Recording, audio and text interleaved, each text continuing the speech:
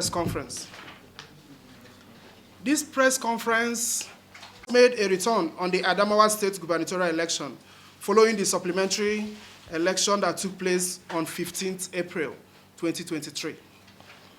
Kindly recall that Adamawa and Enugu scenarios are materially the same, though with different outcomes.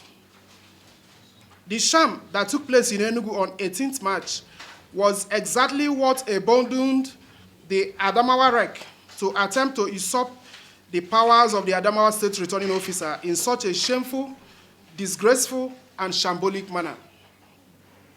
The REC in Adamawa must have reasoned that if the INEC National Chairman, Professor Mahmood Yakubu, could easily usurp the powers of the Enugu State Returning Officer by constituting a committee that strangely sat to deduct and award votes to candidates in flagrant disobedience to the provisions of the Electoral Act, he too could do the same and get away with it.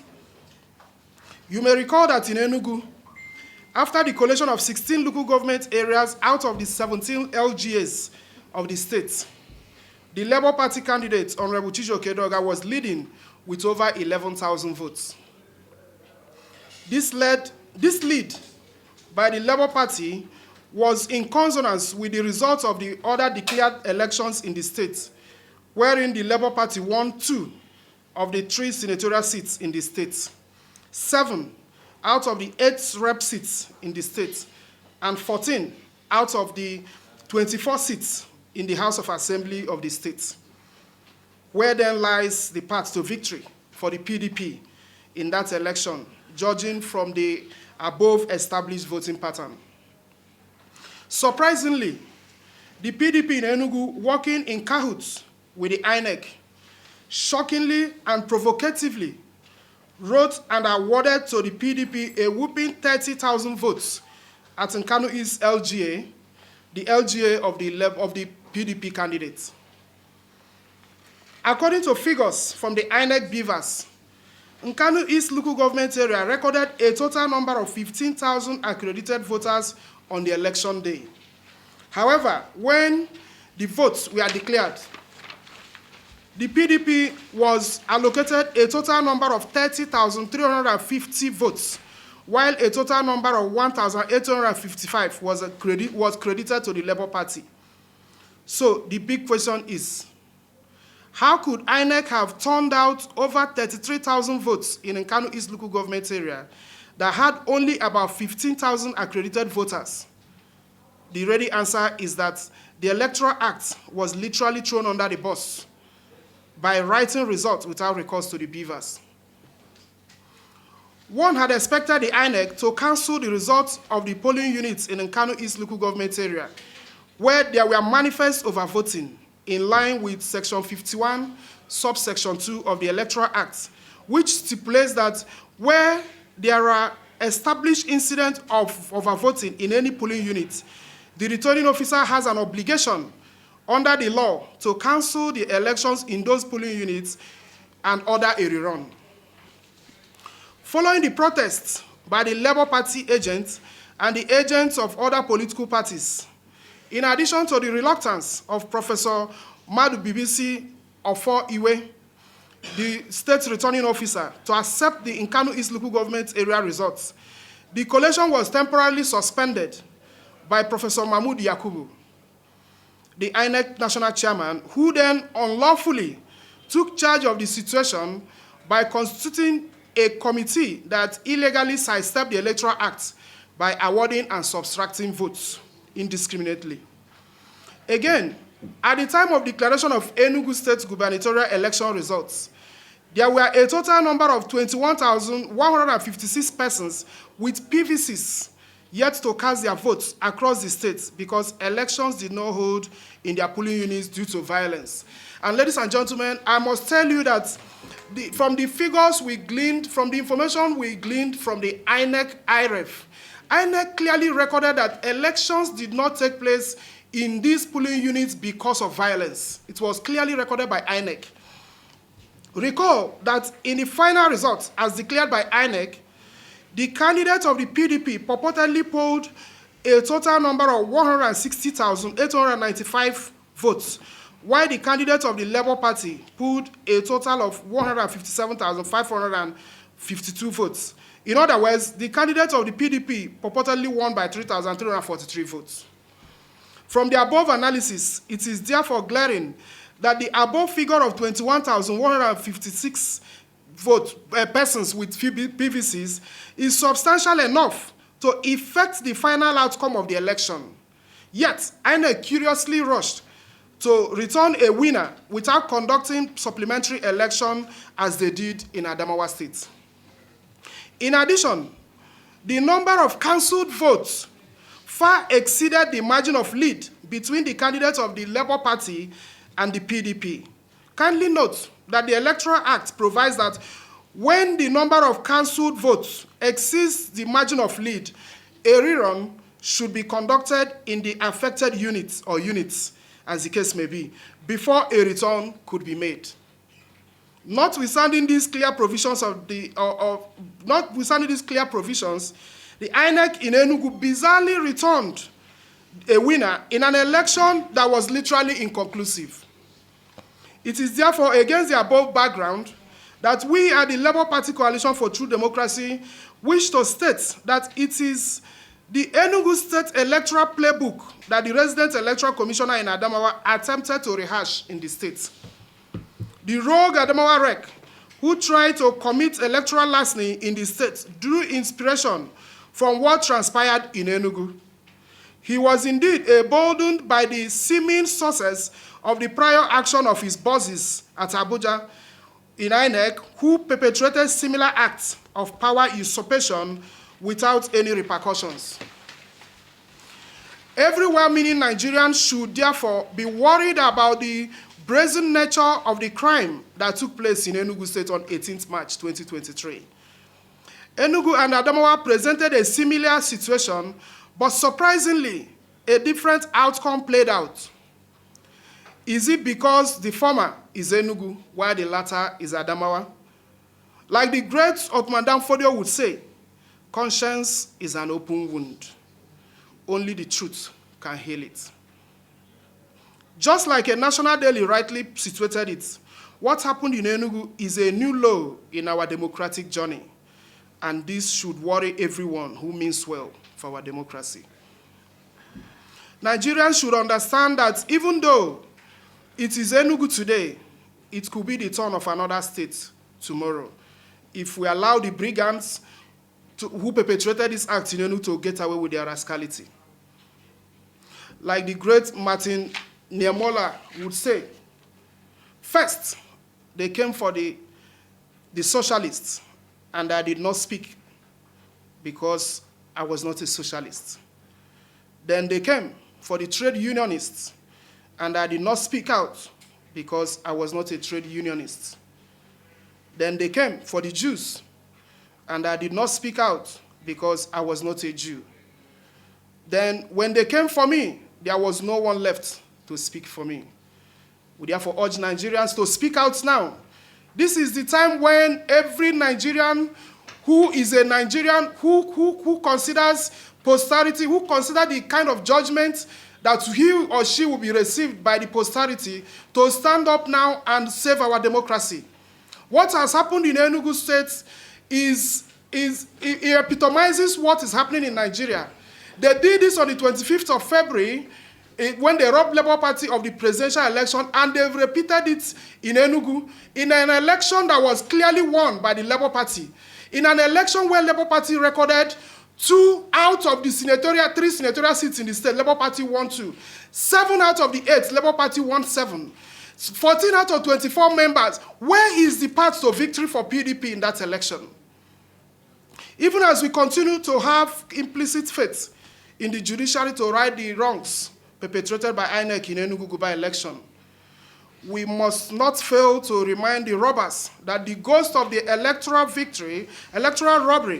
robbery incident that took place in Enugu State on March 18 will continue to haunt all the dramatics personnel involved in that act, especially the unpatriotic elements in INEC that worked in collusion with desperate politicians to subvert the will of Enugu people.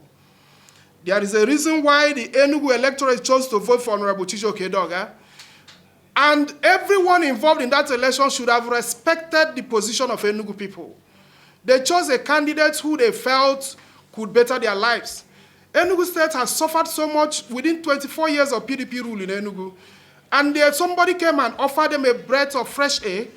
And people who felt they controlled the system felt that they should deny Enugu State people the choices they've made, the expression of their wishes. They have manifested that on the 18th of March. They gave Chijioke Edoga their mandate to hold in trust for them.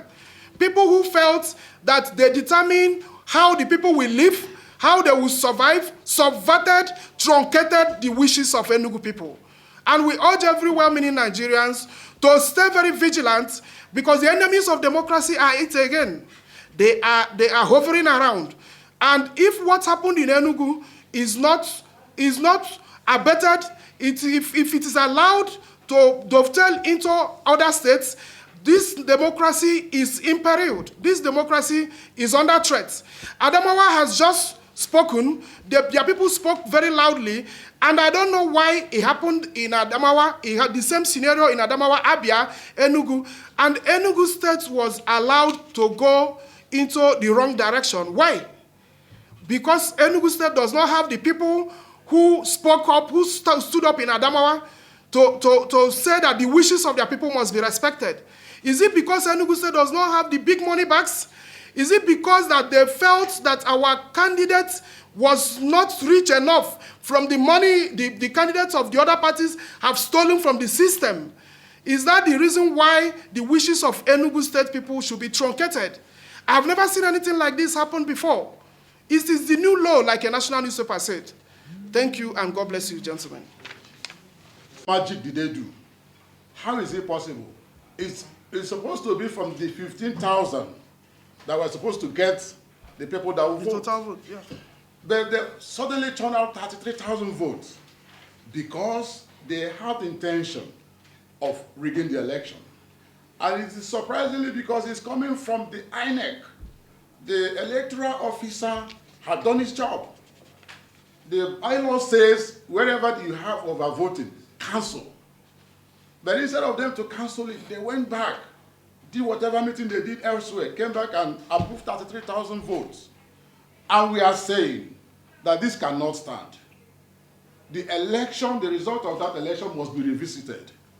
Labour Party won clearly, squarely in Enugu State. And anything outside that will not be accepted. Thank God they say, if you agree, go to the court. We have gone to the court, but in the court of public opinion, it is clear that Labour Party won. If you go down to the street of Enugu, when they announced the PDP candidate, there was no celebration. It was like a piece of graveyard, because people knew who they voted for. And they were willing, they staked, if you repeat that election 100 times, Labour Party will win. Because even the candidate has questions all over him, including not even able to do youth service. It's a case before him. I has not been able to prove that he has done a youth service. He brought a fake certificate. So it is time we begin to probe deeper some of these characters that are coming up. So we are still saying and insisting that Labour Party won, and INEC must do the correct thing if they really want democracy to survive in Nigeria. Thank you. Responsibility of the appointed returning officer, collation officer, to collect results, and the returning officer will return the candidates that actually won. But what happened in Enugu and the state sections, 26, I think 26 or so of the Electoral Act, 2022, specifically provided that collations should be done in Enugu for governorship elections. But the situation we found ourselves on that fateful day was that a committee was set up in Abuja, and all the results were purportedly taken to Abuja, national headquarters of the INEC, for collation. The committee set up by the chairman of the INEC usurped the powers of the collation officers. You have the polling unit collation officer who collates. You have the area council, ward collation officer who will collate the results from registration centers. Then you see the local government collation officer. You also now find the state collation officer, and the result will be returned. And these collation officers were actually appointed by the same INEC and gave them the full responsibility to carry out collation of results. But we were very surprised that the said collation of results were finally done in Abuja as against the provisions of the Electoral Act. It was done by a committee, distinct committee set up by the national chairman of INEC, that usurped the powers of the collation officers. It is a pure coup d'etat. And we should not allow that to stand. We shouldn't allow it to stand. You will recall what happened on the date of the declaration. The returning officer, while being asked questions by the agents of various political parties, how he came up with the figures he was declaring. You will agree, internet does not lie. You know, the age we are in today is not the age where you will carry out an act and you deny tomorrow. Everything is electronically recorded. What happened on that day when the question was thrown up to him, how did you get the figures you got? Because the man knew that the figures negates totally the number of accredited voters as recorded by the beavers, and also the results that were posted in the INEC in the IREF portal. He couldn't answer this question because he was not part of the collation. What he said on that fateful day was, I am a man under authority. It is what they tell me to do that I have done. Ladies and gentlemen, it was so very clear that the declaration of that result was done out of duress, out of undue influence. He did not collect the result. He had to say, I am declaring what they gave me. The same thing the REC in Adamawa did. The REC in Adamawa declared his own with piece of paper. It is tantamount to what happened in Enugu. Enugu own was declared, I would say that it was piece of paper because the calculation did not tally with what was on ground. Enugu situation was so very, I wouldn't know the term to use to describe what happened in Enugu. You also recall when we all have access to the IREF. You go to IREF, go to Nkanu East, you find it out yourself. Do this assignment. If you go to the IREF and click Nkanu East, check Owo ward, you will see that all the results were altered. They were altered results, the same figure for House of Assembly, the same figure for Senate, the same figure for the governorship. The same result, altered, all of them were systematically altered. The voting there went against the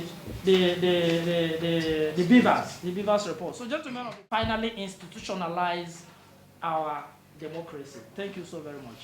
Thank you, gentlemen. Before I pass the